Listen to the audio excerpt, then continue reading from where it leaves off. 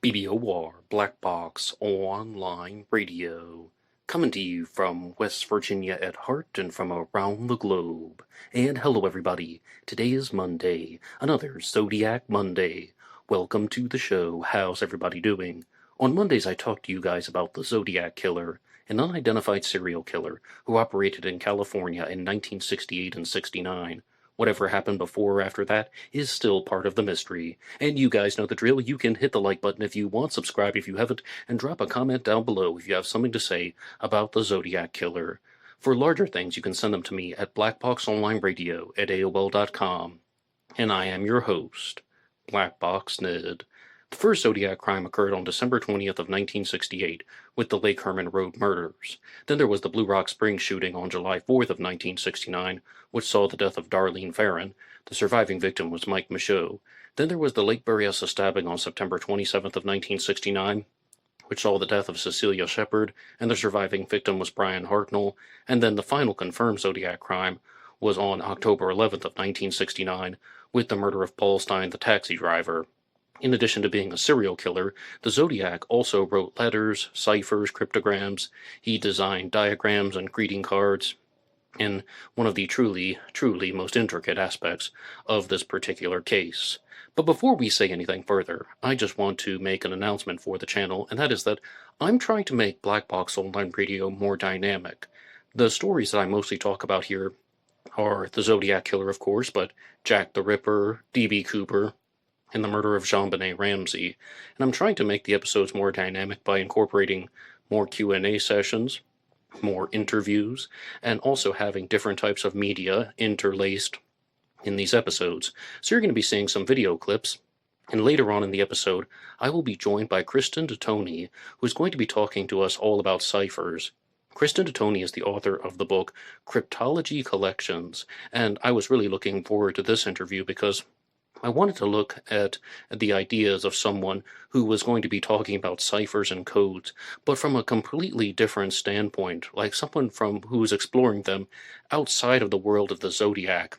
And of course I shared some information with her about the Zodiac Killer ciphers prior to our interview, so we had the opportunity to discuss them. Think of it as a fresh set of eyes on the story, or a fresh set of eyes on the Zodiac Killer's unsolved ciphers.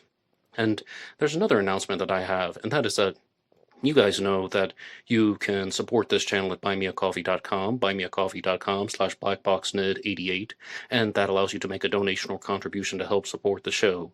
And this week, if you make a donation on buymeacoffee.com, I will make a donation on your behalf to the Paralyzed Veterans Association, also known as Paralyzed Veterans of America. And the idea comes to us from Ray Penrod, giving a shout out to him. Now, Ray Penrod has a Zodiac suspect named Richard Ralph Mangan, and I've talked to Ray a couple times because I simply wanted to know his story, and he's mentioned that at some point in the future he would like to write a book about his experiences. Ray actually claims that he knew the Zodiac Killer in San Quentin prison. And he stated that, well, actually, I should have just phrased it this way. One of the reasons why I wanted to have those conversations was I simply wanted to know the story. But also, one of the reasons why I wanted to consult with him about writing his book, which again, I receive no money for, I just like talking to people about these stories, is because he said that he wanted to donate a portion of all the proceeds in the future to the Paralyzed Veterans of America. And I thought, you know what? What a brilliant idea. And this also goes to show you that not everyone who wants to write a book is doing this purely for profit. So one more time, if you make a donation on buymeacoffee.com/blackboxned88, there's a link in the description box, I will send it to the Paralyzed Veterans of America. So to begin with today's episode, let's talk about some of the new Zodiac Killer videos that are out there. And the first one that I'm going to be discussing isn't the most recent. I was just on YouTube and I saw that there was a video from Jimmy Akin about the Zodiac that I had not watched yet, and it was on the hidden victims of the Zodiac Killer. And this is one that I thought that I wouldn't have missed because I had watched Jimmy Akin's previous Zodiac Killer videos, and this one actually came out about 3 weeks ago. Now I'm going to play a clip from Jimmy Akin's channel, and I'm going to respond to it, but I really have to give him a lot of credit. I'm not going to agree with everything that he says. In fact, I actually have a lot of disagreements about some of his observations, but I do appreciate the time and effort that he spends making these videos. I appreciate his sincerity. He comes across as someone who's being very honest and is genuinely responding to the material and discussing it, sharing what he really thinks, and that is commendable. He's not trying to just mess around or do anything weird or silly, but by his own admission, he's not a true crime expert or a Zodiac Killer expert, and he's not trying to be. This is part of a multi-part series that will be done on his channel, and then he's going to go back to other subjects. So it's much, I think it's quite similar to the video series that was done by Forrest Haggerty when he said that, he started out with a 3-part Zodiac series and then it turned into 4 episodes and then 5 and then 6. I think Jimmy Akin had a little bit of a similar experience. But because he is not presenting himself as an expert, if you do watch his videos, there will be numerous errors that are made, but I can almost overlook them because I don't think it affects the core elements of his theories. So let's play the clip and I'll respond. Triangle. If I had to bet, I'd wager that he may have been living in the Los Angeles area itself and then drove to the somewhat distant murder sites as part of his criminal sophistication, though anywhere in this area is possible. Then, between 1968 and 1970, he was living somewhere up in the Bay Area. So in looking at suspects, I'd be looking for ones that lived in Southern California, maybe Los Angeles in the early to mid 1960s, and in the Bay Area in the late 1960s. What's the second thing that you think the material we've considered today suggests about him? That he was older than you might otherwise guess. Serial killers tend to get their start when they're young, typically between the age of 25 and the age of 35, so let's call that 30. Now, if Sherry Joe Bates was the future Zodiac's first victim, we would expect him to be born in 1936, plus or minus 5 years. But if Ray Davis was his first victim in 1962, we would expect Zodiac to have been born in 1932, plus or minus 5 years. And if, as I suspect, Ray Davis was not his first victim, then he would likely have been born a bit before 1932, perhaps 1930, plus or minus 5 years. In any event, the suspect pool that we would be looking at would be a bit older than you might otherwise think. And one more time, that was from Jimmy Akin's channel, and I know that that's just a segment, and if you actually do watch that entire video on the hidden victims of the Zodiac Killer, you'll find that that's pretty much the ending, the conclusion, wrapping it up. So I gave away the ending before we truly got started. Please excuse me for that. But my first point of contention is Jimmy Akin seems to present the Zodiac Killer as a sophisticated criminal. In his episode that's more than an hour long, multiple times, he refers to the Zodiac Killer of the 1960s as a sophisticated criminal. And I'm not saying that in relation to the murders, he refers to them as sophisticated and planned in a sophisticated way. The execution of the Zodiac Killer's crimes was sophisticated. I'm not seeing that at all, with one exception. The Lake Berryessa stabbing, where the Zodiac wore an intricate costume. He had some type of phony baloney cover story. He had the Zodiac symbol on his costume that was sewn on with care and precision. That stuff might be sophisticated. But let's talk about the Lake Herman Road murders, the deaths of David Faraday and Betty Lou Jensen. What's sophisticated about that? Sneaking up on some teenagers who are parked in a car, firing some gunshots and driving away? I don't think so. Same thing with the Blue Rock Springs shooting, sneaking up on 2 people who are parked in a car, firing some gunshots and driving away. With the murder of Paul Stein even, there's a little bit of sophistication in that because it shows that the Zodiac seemed to have somewhat of a plan put into place. I don't think that it was a spur-of-the-moment decision. Like some people have theorized that Paul Stein, the taxi driver, the Zodiac Killer's final victim, was shot while he was driving the Zodiac Killer to first Washington and Maple and then Washington and Cherry Street, and that they think, oh, Paul Stein must have said something that just triggered him. That's why the Zodiac Killer deviated from his plan of targeting couples to targeting the taxi driver, because something about him bothered him. Maybe he didn't like the way Paul Stein looked. Maybe he didn't like his name, so he shot him. No, I don't think so. I think the Zodiac had a very clear exit strategy. I think the Zodiac knew exactly what he was going to do after he had murdered Paul Stein. I think it was all done by design. He knew exactly where he was going to go. He had a getaway plan, all of that. So that's a little bit sophisticated, but at the same time, it's really not, maybe like 20 points, 30 points out of 100. in terms of a sophistication level because he's shooting a taxi driver and walking away. Not a whole lot of intricacies go into that, and also not a lot of intelligence is required. All right, I'm going to shoot him, and then I'm going to walk down the street, and then I'm going to go into the park, and then I'm going to cross the bridge again, most likely in a vehicle. So I'm not really seeing this enormous amount of sophistication in the Zodiac Killer's crimes. And let's also remember one thing. Why is this the Zodiac Killer mystery? Why aren't we talking about the Zodiac Killer in terms of a psychological case study, and they're like, oh, well, this is his name, and this is why he did it, and this is what his childhood was like?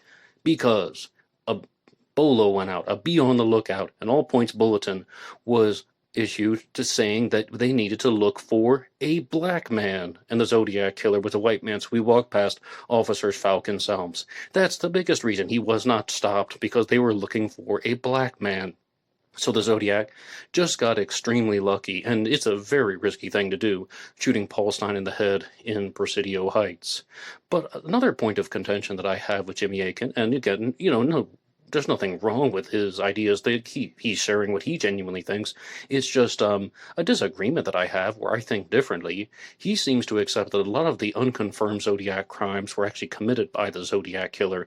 Most strongly, the murders of Sherry Jo Bates, the attempted abduction of Kathleen Johns. That's not a murder, but an attempted abduction. And then the murder of Richard Redditich, which I haven't talked about too much on this channel. But he seems to be almost completely gung-ho that those were the Zodiac Killer, and he also highly entertained the Zodiac being responsible for the murders of Ray Davis, Robert Domingos and Linda Edwards, and possibly Johnny Ray and Joyce Swindle. But then he actually made a very bold claim that he didn't even think the murder of Ray Davis was the first crime, and there was a preceding victim, that someone was killed before Ray Davis in 1962. So you heard from that clip there, he thinks that the Zodiac was an older person, someone who wasn't teens, early 20s, even late 20s, someone who would have been considerably older. Now, this whole point about how, well, the Zodiac was perhaps not committing crimes that were too close to his home, we don't really know that. Or this thing about how the Zodiac Killer may have started committing his first crime between the age of 25 and 35, we don't know that. There are so many exceptions to that in the world of serial killer psychology. There are so many exceptions to that in the world of true crime that some serial killers will commit their first crime in their teen years. Other serial killers will commit their first crime in their 40s or 50s. I don't really think that that is an appropriate research methodology to try and pinpoint who the Zodiac Killer was, because, let's say, if you think the first Zodiac crime was committed in 1968, which I do, the Lake Herman Road murders, well, the Zodiac was probably 25 to 30 years old. That is not an effective way to actually say the Zodiac was 25 to 35. And if it turns out that the Zodiac actually was 25 to 30 or 35 in 1968, you would just be getting lucky, because people are so incredibly different. And based on the amount of serial killers that are in the world, then you cannot just expect that serial killers are going to be committing their first crime between the ages of 25 and 30. Or 35. So, I mean, I guess he's trying to do this by the books, but that is one thing that I really learned, is that there are so many exceptions to the rule that that's not even a rule anymore. But this video was called The Hidden Victims of the Zodiac Killer, and I thought that he was mostly going to be talking about the murders of Ray Davis, Robert Domingos and Linda Edwards, Johnny Ray and Joyce Swindle, but the hidden victims that he was actually discussing were the Hood Garcia murders, also known as the 1970 East Beach murders, and the murders in 1967 of Enadine Molina and Fermin Rodriguez. This is one of the more interesting parts of the video, because he actually made a very convincing case, one that I would agree with, that the Molina Rodriguez murders were not the Zodiac Killer, and that they were specifically targeted. Now, Enadine Molina was married, and she was in the car with Fermin Rodriguez, almost like Darlene Ferret and Mike Mageau, and they were murdered. So perhaps you could easily think that the husband is going to become the prime suspect. Did he think his wife was doing something suspicious? But apparently he had an airtight alibi.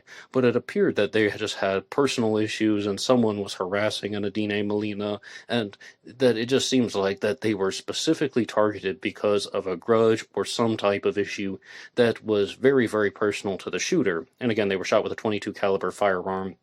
in 1967, and I also do not think that that was the Zodiac Killer, and he made a convincing case that it was mostly over some type of personal dispute. And when I watch a video like this, and when you guys watch and listen to content that is 1 hour long or 2 hours long sometimes, people are going to be making an enormous amount of statements. You're going to agree with some of them, and then you're going to disagree with some of them. So that's all this is, but I do highly, highly recommend his videos because he's giving a different take on these unsolved mysteries, and I would love to know what you guys think. Do you think the Zodiac was a sophisticated criminal? Or let's rephrase. Do you think the Zodiac was a sophisticated murderer? I don't think he was a sophisticated murderer at all, other than Lake Berryessa, but that's not even sophisticated as much as it is creative. I do think the Zodiac was a sophisticated cipher designer and cryptographer, cryptologist. The Zodiac was sophisticated in terms of his ciphers, because as David Ornchak has shown us multiple times, there are numerous things that are to make the ciphers more complex than what first meets the eye. So in that respect, the Zodiac is a sophisticated criminal with regard to the ciphers. Okay, though, let's move on to that, actually, because we're going to be talking a lot about ciphers in this issue, in this episode, and David Ornchak released a new video on his YouTube channel, part of his Let's Crack the Zodiac series, where he featured an individual named Dr. Ryan Garlick, who attempted to solve the Zodiac Killer's Z13 cipher. And Dr. Garlick was talking about how he believes that he has actually solved the Zodiac Killer's third cipher, the Z13. We have 4 ciphers from the Zodiac Killer, officially confirmed. We have the Z408, the Z340, the Z13, and the Z32. The Z13 is the shortest because they all get these names because of the number of symbols in them. And with the Z13 cipher, I mean, I was really expecting that I was going to get blown out of the water. I was expecting to be mesmerized by this video and just shock and awe and think, oh my goodness, this has to be the perfect solution if David Ornchak is featuring it on his channel. But instead, I was at first extremely crestfallen, and I just began to sink a little bit into my seat when I was watching this, because the proposed solution uses the method that the Zodiac used for the 340 cipher, the symbol arrangements, because he says, have you cracked the last cipher? Expecting that it's almost an illusion, it's almost a clue. It's almost saying, you need to use the key from the Zodiac Z340 cipher to solve the Z13. And I have not really liked those proposals in the past. Dr. Ryan Garlick is not the first person to say that, but what he showed up was that, okay, you can use some of the symbols to line up with the Zodiac's Z340 cipher, but there are unique symbols in the Z13, most notably the circle dates and the W, what I call, it's like the rounded W, the Aries sign, the anchor. You guys have heard me all say that in the past. And when I was just hearing that, I was like, now, how would you explain for that? How would you account for that? And what the explanation was is that you take the key from the 340, and then you have to substitute these unique symbols with English letters. That's the trick. That's what happens. Because the Zodiac was most likely responding to an individual named Dr. D.C.B. Marsh of the American Cryptogram Association, who challenged the Zodiac Killer to put his name into a cipher. Put his name in a cipher, make it as difficult as he wants, and the Zodiac will be found out by the American Cryptogram Association. They're going to crack it. And there was a timeline that was shared in the video where Dr. Garlick actually shows that there were multiple statements made by Dr. D.C.B. Marsh in the press. This challenge was not a one-off because, okay, he issued the challenge, and then months later he also began to belittle and almost poke fun at and taunt the Zodiac, or at very least put the Zodiac Killer down. And the proposed solution was Dr. Ita Tot Pedo. Dr. Ita Tot Pedo. And I was like, whoa, what on earth is this? I mean, I completely understand the method that you're using, Ita Tot Pedo, and of course that looks like the word torpedo, and the T has to be changed to the letter P, and, the T has to be changed to the letter R, and number one, the Zodiac Killer did frequently misspell words. Dr. Garlick also talks about how the Zodiac would switch up R's and T's in the past, so it's not completely baseless. I think that this is a very bizarre solution because the Zodiac would have been using the circled eights, a symbol that he only used one time in his creations, to just have that, and two of them are representing the letter T, and one of them is representing the letter R. That seemed to me to be very perplexing. And also, I was like, what is this whole thing about torpedoes? And then, again, Dr. Ryan Garlick shows that that was something that was commonly expressed by people. It was an expression, and torpedoes were also a type of explosive device. This is where things got interesting, and I hope you will watch David Warnchak's video on Dr. Garlick's Z13 solution, but he shows that Arthur Lee Allen was the prime suspect in the Zodiac Killer mystery. He was someone who has been named publicly by law enforcement, the only suspect to have truly been named by law enforcement. And when Arthur Lee Allen's house was searched by investigators, they found pipe bombs in his basement, but they also found explosive torpedoes, a type of firework, which, I mean, firework seems like an overstatement, but let's just call it that for simplicity's sake. Arthur Lee Allen was in the possession of the explosive torpedoes. Actually, I'm just remembering one thing. Those might have been the torpedoes that go on the train track where the train is using them as a signal, but Arthur Lee Allen was in the possession of explosive torpedoes. So is he putting his real name in the cipher? No, he's telling Dr. D.C.B. Marsh to, do something nasty. Dr. Eat a torpedo. It's responding to the challenge. And one interesting statement that was made by Dr. Garlick is he's saying that this is the first time that a cipher can be connected to a suspect. And I'm just thinking, no, absolutely not. What do you mean the first time that a cipher can be connected to a suspect? I would say that any time someone tries to solve the Z13 cipher and they find their suspect's name in it, that's connecting the cipher to a suspect. One of the most famous examples of this is Harvey Hines, who proposed Lawrence Kane as a Zodiac Killer suspect. And what he did was he was looking at the NANM, thinking that that's the word name, and then there's the K, and then he's like the A, and then so the name, Kane, and the three A's have to be multiplied. 8 times 3 is 24, and Lawrence Kane was born in 1924. If anything, I think that's a bigger connection of a suspect to a cipher, or connecting the cipher to a suspect, than Dr. Rita Torpedo. So at first I was just thinking 110% absolutely not. This is the wrong solution, Dr. Rita Torpedo. By the end of the video, it turns out Dr. Garlick did make a strong presentation, and maybe this is indeed, but it's just so hard to verify because it's definitely not a satisfying result. It's definitely not what anybody wants to think. Oh, the Z13 has gone unsolved for, let's see, 55 years now. Really, just about 55 years coming up on the 20th of April. Yeah, that's the solution, Dr. Rita Torpedo. It's a reasonable attempt. Let's just leave it at that. Now, on Black Box Online Radio, I talk about a lot of different stories, and there's one case that I haven't covered too frequently, and that is the story of the Idaho 4 murders, the Idaho quadruple homicide from 2022. And there's a suspect in custody named Brian Cobberger, and I wrote out a post for the page here. It's on the channel page under the post section about how I didn't understand why there was all of this media coverage on the Brian Cobberger case and the Brian Cobberger trial, because it just seemed like a slam dunk. This is the man who allegedly murdered 4 people in Moscow, Idaho, and he purchased the knife that was used in the crimes on Amazon, and he left behind the knife sheath at the crime scene, which had his DNA on it, and that is how he was ultimately captured. I posted that thing saying, I don't really see what's the big deal with all this news coverage, yet at the same time I can't stop watching it. And I found this channel called Hidden Killers, which is hosted by an individual named Tony Bruschi, and he had a guest on the program, and they were discussing a comparison between Brian Cobberger and the serial killer Dennis Rader, also known as BTK. Dennis Rader is an alternative Zodiac Killer suspect, but then they brought the Zodiac Killer into the discussion very briefly.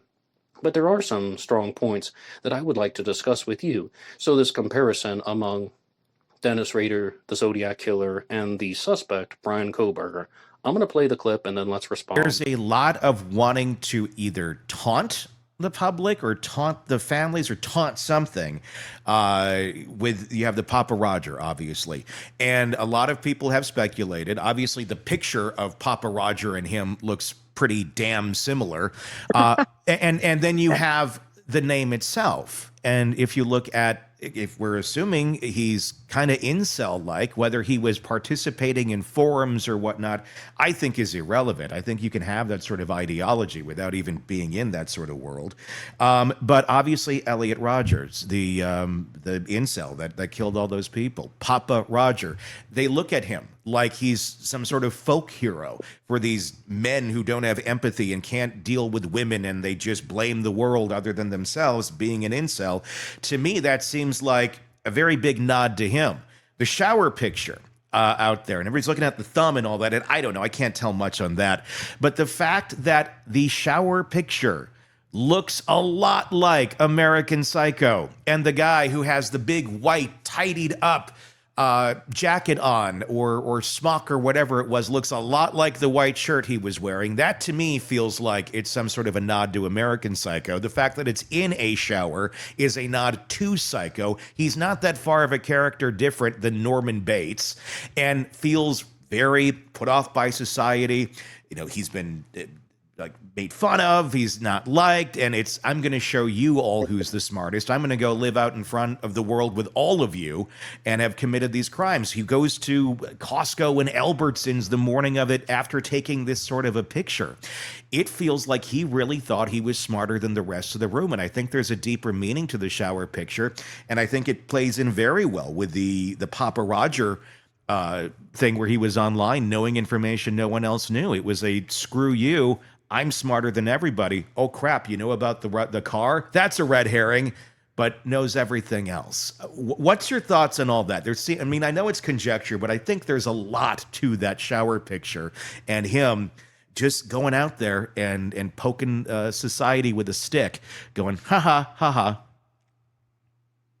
Well, I've always said if he ends up being Papa Roger, which, again, there's... we don't have confirmation of that and can't until the metadata is explored. But boy, he would be, and this is why it fascinated me so much, and I spent hours on it, is because it's the idea that this would be modern age taunting. The first real, the first killer that would have been using social media in this vein to taunt police, right? Whereas you had BTK on his, typewriter sending, letters to the police and the Zodiac Killer similarly, right? Things like that. This is modern day. I can reach the world with my taunts. I can talk about the sheath before anyone talks about the sheath. I can put my face out there, my entire face on that, which looks just like him. Exactly. And this was before anyone even knew the name Brian Cobberger. Exactly. And one more time, that was from the channel Hidden Killers, hosted by Tony Bruschi. So the first thing that I found to be really interesting is we live in a world of social media now. We live in a world of electronic communications, and the Zodiac Killer didn't have access to that. And that is perhaps one of the reasons why the Zodiac was not captured. He is sending everything with snail mail. We're going to be talking about Brian Cobberger, but we're also going to be talking about Dennis Rader being caught, and he was caught because of the floppy disk, right? So I've always wondered this. Okay, not always, but I frequently wonder this. If the Zodiac Killer lived in a world of emails and social media profiles, would he have been captured sooner? I expect so. But I think, though, that one major problem with the discussion that you just heard in that clip from Hidden Killers is they're looking at some of the taunts that were made by Brian Cobberger after he allegedly committed the murders, emphasis on allegedly, innocent until proven guilty, and the Zodiac, because a big difference is everything that they're accusing Brian Cobberger of is all speculative, it's all unconfirmed, and it's all just things that are done as allusions to something. Did the Zodiac Killer do that? Yes, and beyond. The Zodiac took direct credit for his crimes. When the Zodiac was making taunts, or the Zodiac was bragging about the crimes he committed, he said, I killed these people, I committed these murders. I'm the murderer of the 2 teenagers last Christmas and the girl on the 4th of July. Here are some facts that only I and the police know. When the Zodiac Killer murdered Paul Stein and cut off a piece of his shirt and mailed it in with letters, that is proving that he committed the crimes. That's not just an allusion to something. And then you have the Zodiac Killer writing the message on the car door after the Lake Berryessa stabbing, the Zodiac symbol, the word Vallejo, and the dates of Zodiac activity. That's not just alluding to it. He's proving that he has committed these crimes. So all of this stuff, though, about how they're reading into the Bryan Kohberger case, and please forgive me, to all of you who are watching this on YouTube, and to those of you who are listening on Spotify or Apple Podcast or iHeartRadio, wherever you get your podcast, you can download the show under the names Black Box True Crime or Black Box Podcast. You guys are in a good position. To YouTube listeners and viewers, I apologize, because I'm going to put something up on the screen that is absolutely disgusting. And it's this picture of Bryan Kohberger standing in his bathroom giving a thumbs up. I don't know why I find this photo to be so disgusting. Maybe it's the lights or maybe it's his face, I'm not sure, but I do find it indeed to be disgusting. And they're saying, oh, well, this is an allusion to Psycho because it's in the bathroom, and the most famous scene in Psycho is the shower scene. And I'm like, whoa, now wait a second. You might think that that's true, but do you know that? I mean, and this whole thing about how, well, he's wearing the white button-up shirt, which is similar to the jacket that was worn by the serial killer Patrick Bateman in American Psycho. And I'm like, whoa, wait a second. Firstly, I think you're probably thinking about the transparent raincoat. And, an interesting fact is, though, that Patrick Bateman also appeared in the movie American Psycho 2, although he wasn't played by Christian Bale. They had a different actor playing him, and he probably has 25 seconds of screen time, and he wore a white coat when he was on screen for that. He's actually murdered by a girl who grows up to become Mila Kunis. Cinema is wonderful, people. But I'm like, all of these things about how they're talking about how he's just trying to leave these clues and hints and signatures, American Psycho and the film Psycho. I'm like, wait, do we really know that? And more importantly, there is nothing that is on par with the Zodiac Killer's taunts. I killed people and here are the details, versus, hey, this is a photo of me in the shower. That's because I murdered 4 people. Absolutely not. That is nowhere in the same league. And that's bad. I mean, but all of this stuff is bad and terrible, but the Zodiac was way more direct with his taunts.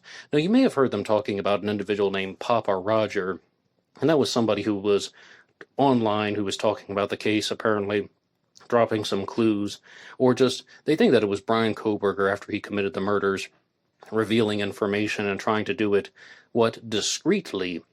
Now that is a little bit like the Zodiac, except the Zodiac is not sharing these taunts and these claims under his real name. Instead, what the Zodiac is doing is the Zodiac is taking credit under the Zodiac's name. But again, these aren't just, this isn't just someone who's pretending to know a lot about the case and hiding in plain sight unless your suspect is Gareth Penn. This is somebody who is taking credit for his crimes and murders in an extremely direct way. Absolutely, the Zodiac is more in the foreground with this, so I really don't think there's much of a comparison there. And also, when the Zodiac is making references to things, it tends to be a lot more obvious. Yes, people read into the stuff. Yes, people hyperanalyze the Zodiac's writings.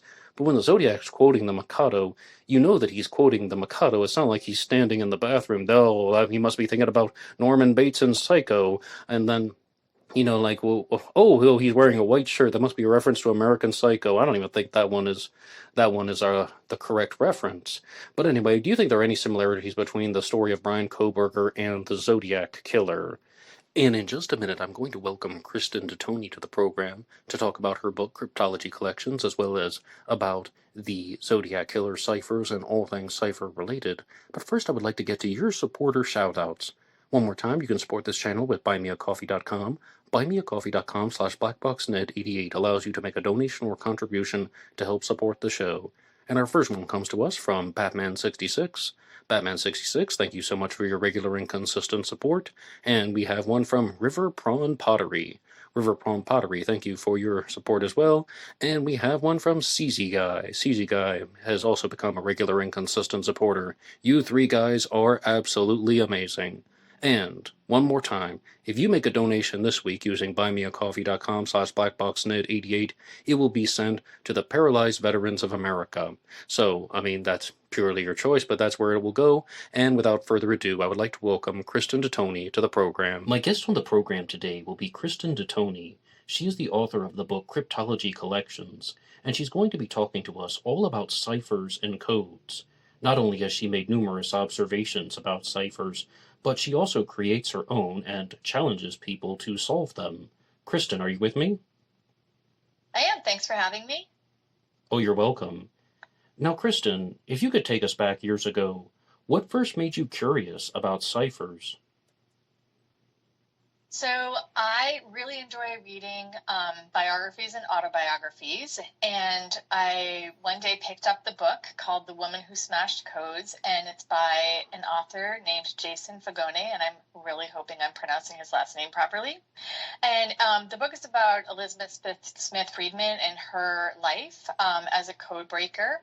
And there's one part in the book that I'm going to paraphrase that said, you don't need to be a mathematician or a linguistics or understand linguistics in order to break code. You just need to look for the pattern. And since I've been a pattern designer my entire career, I thought, oh, how fun would that be to start hiding messages in patterns?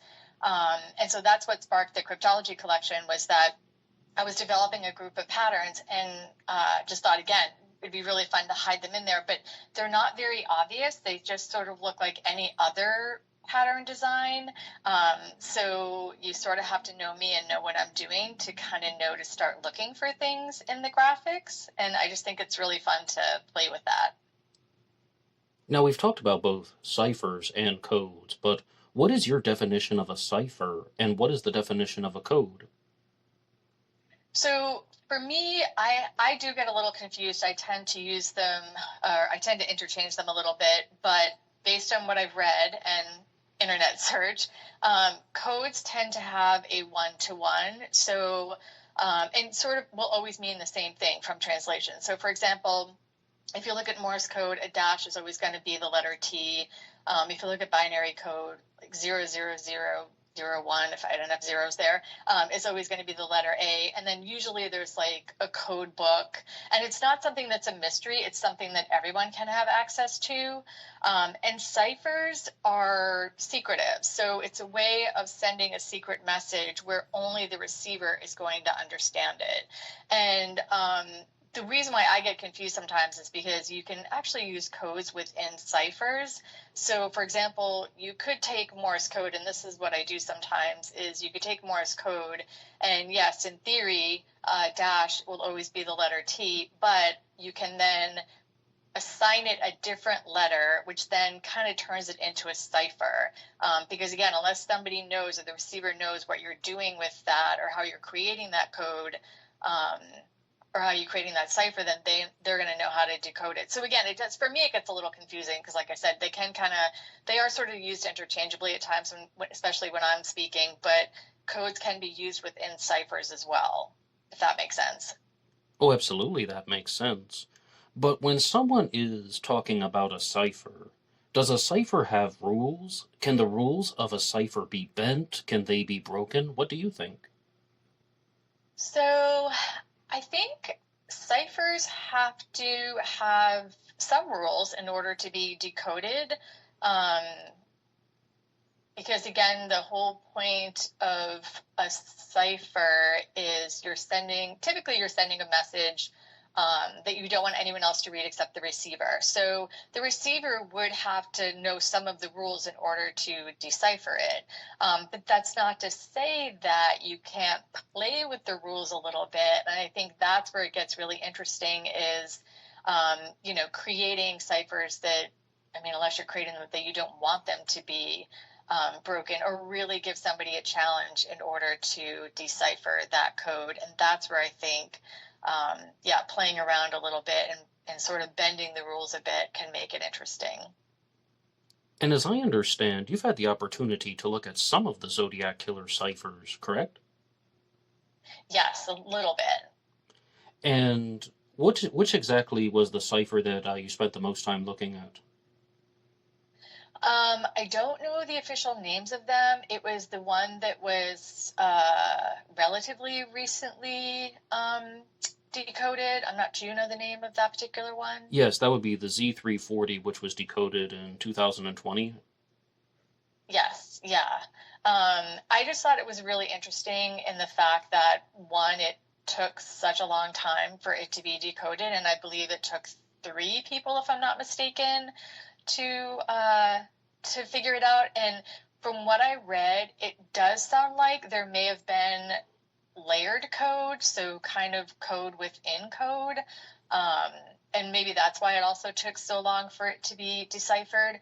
I think another thing too, which from what I understand, the last 2, I think it was the last 2 that were written that have not been decoded yet, is that they're very short. And so when you're decoding any ciphers, one of the methods is called using the frequency method. And so you're looking at how many times a symbol or a letter is used in order to then identify what that symbol means. So, for example, if you're always seeing a triangle more than any other symbol, chances are it's probably the letter E, because the letter E is used most commonly in the English language when writing. So, but again, if it's a very short message, it's really hard to use the frequency method to decode something like that. So, yeah, I think that's why the last 2 maybe haven't been deciphered. And also, I think the second one, was that the largest one too? That was the largest cipher?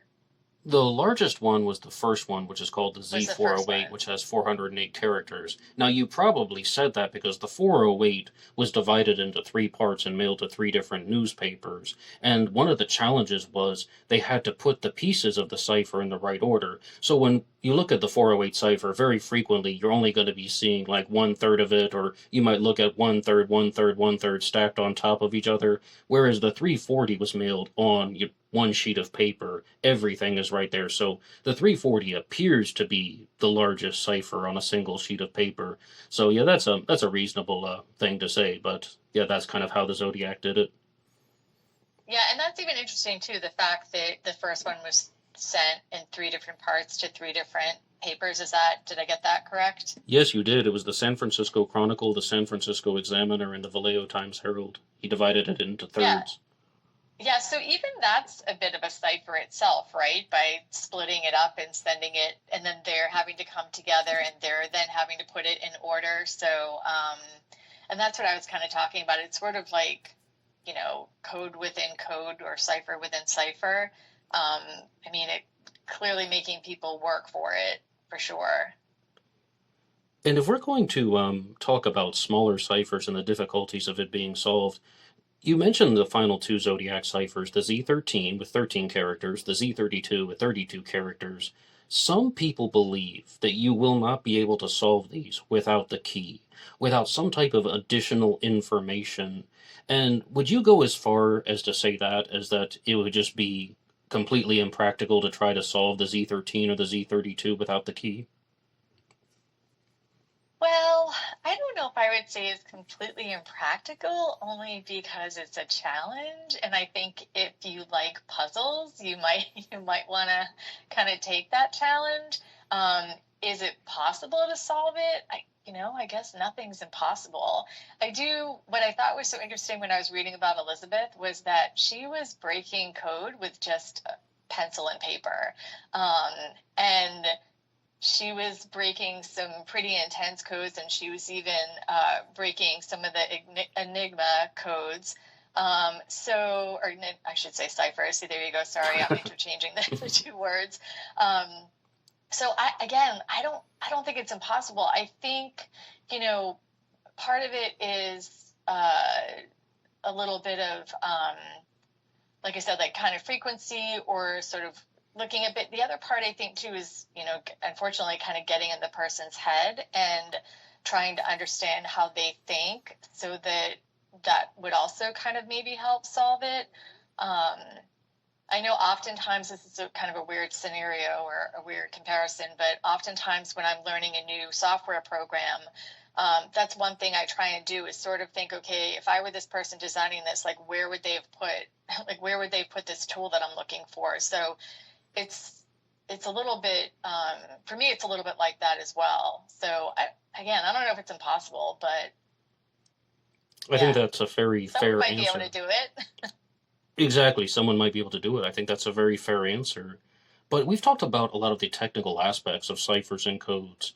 I would like to ask you the question, can ciphers be artistic?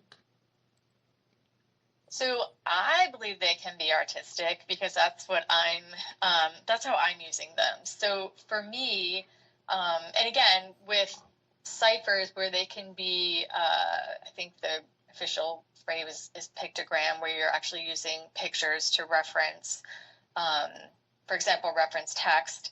So again, the fact that, there's talk about patterns and there's pictures involved, yeah, I use them very creatively and very artistically. And the thing that I enjoy from an art perspective is that typically in the past, I think they said it was like 5 seconds. Now it's probably 1 second with all of our quick instant gratification through social media. But so for the most part, no one's really looking at anything for more than like a second. And I love the idea that someone can look at my artwork and just say, oh, well, that's kind of cool. That's just, it's an interesting flower, and sort of dismiss it and just move on to the next piece of artwork or the next thing. But again, if they knew me and knew what I was doing, they'll know that if they maybe pull that strand of yarn out, there's actually Morse code that's dyed within the yarn itself. So there's so many fun ways to hide messages and things. And again, I like the fact that it's very unassuming. It just, like I said, it just looks like maybe any other pretty picture, but there's so much more to it. And for me, that's also fun because I kind of enjoy playing with the audience and having that little bit of secret. So again, if you don't really know me, you might not really know the depth of my work, which is kind of fun. So it sounds like a lot of your individual personality is going to play into solving the ciphers. A lot of your personal quirks or personal eccentricities would play a role in solving the ciphers? For someone to solve my ciphers, yes. Or for me? For someone to solve your ciphers. For someone to solve your ciphers, they might need to know a little bit about your personality? Yeah, I think they would just probably need to know a little bit about, my background and a little bit about my work, to know that I did put something in there.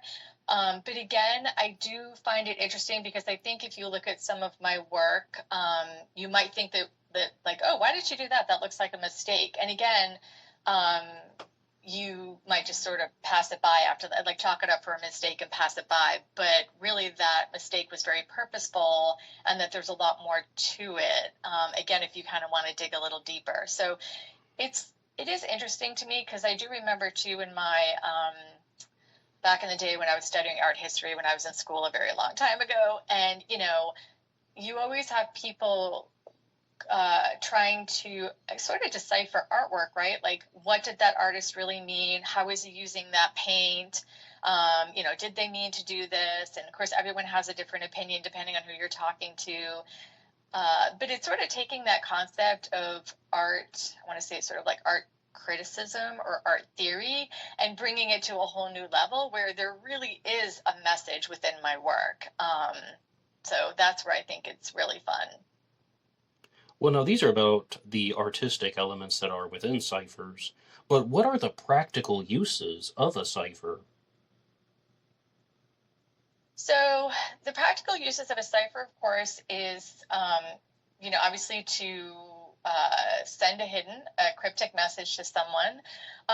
For me, again, from an art perspective and a practical use, I have a collection of patterns that were done specifically for healthcare environments. And so I've hidden messages of healing in there.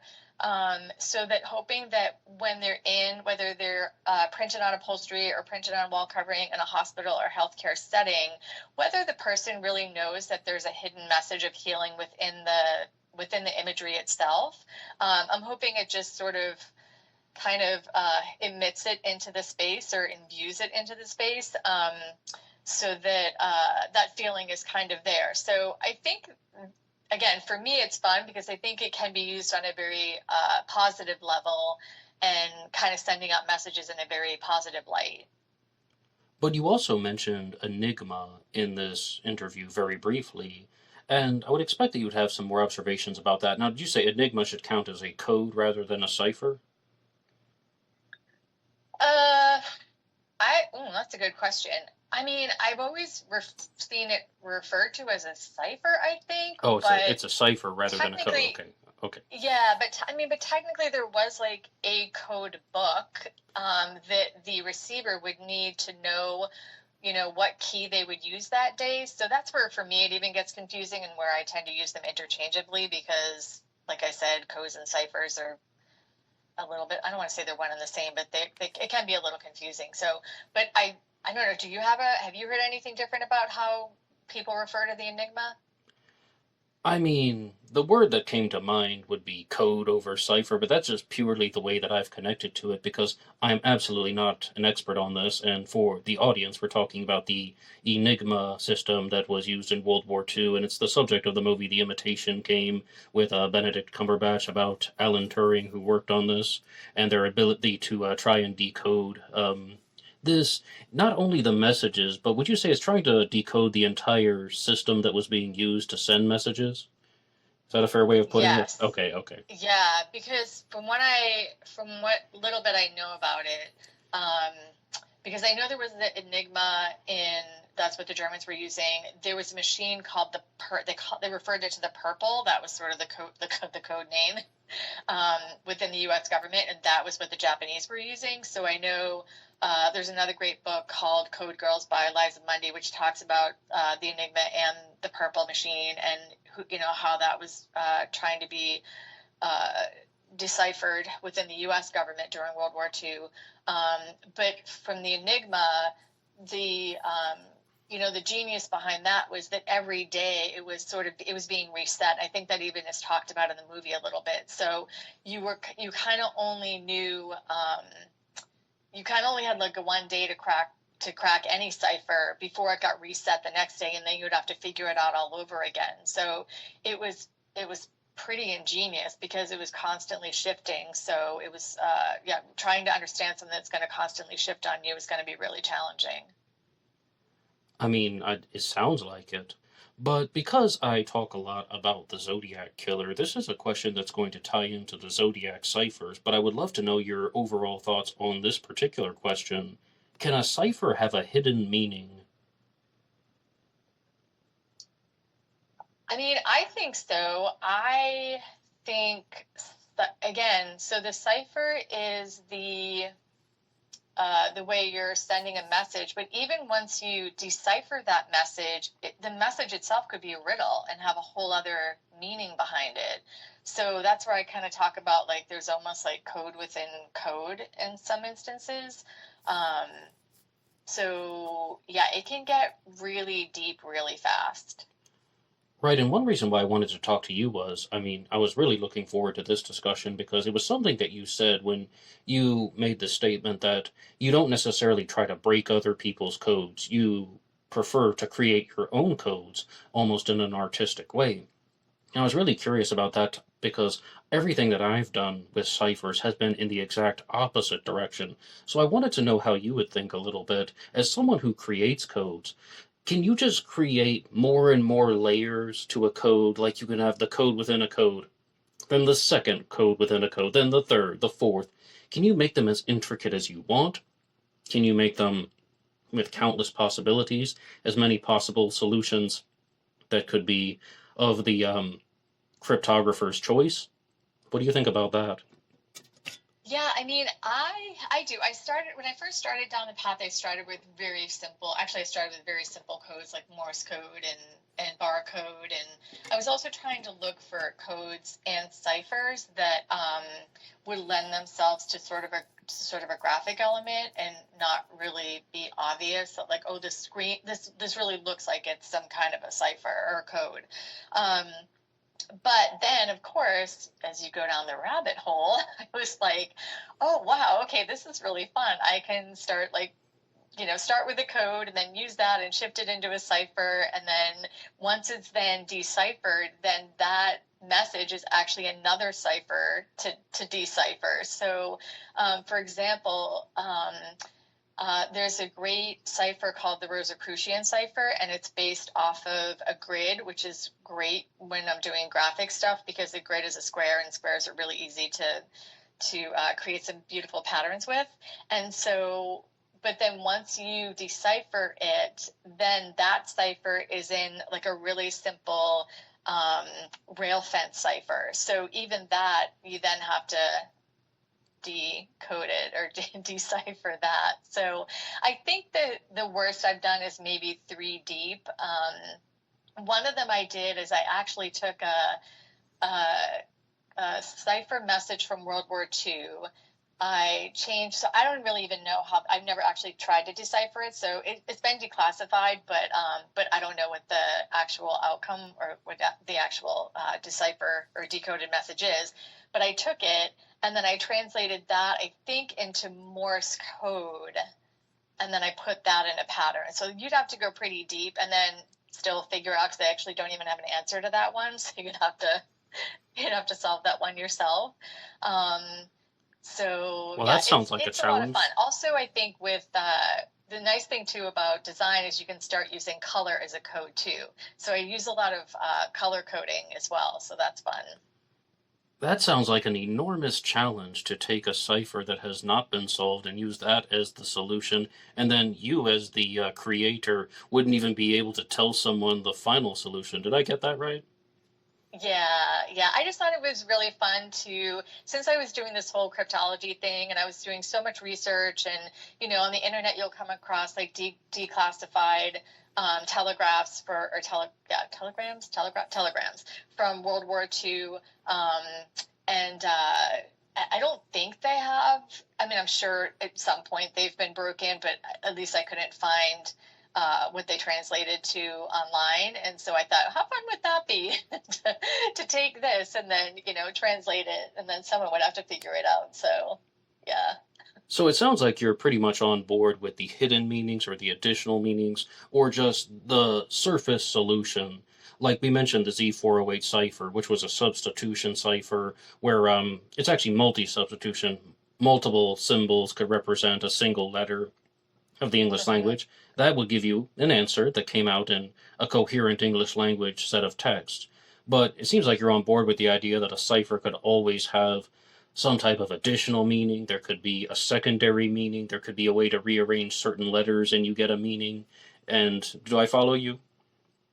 Yeah, and again, I think it just depends on how the person creating the code, how challenging they want it to be in order for somebody to break that code and receive that message. So I, of course, prefer to do it in a very fun, lighthearted way and send positive messages out there.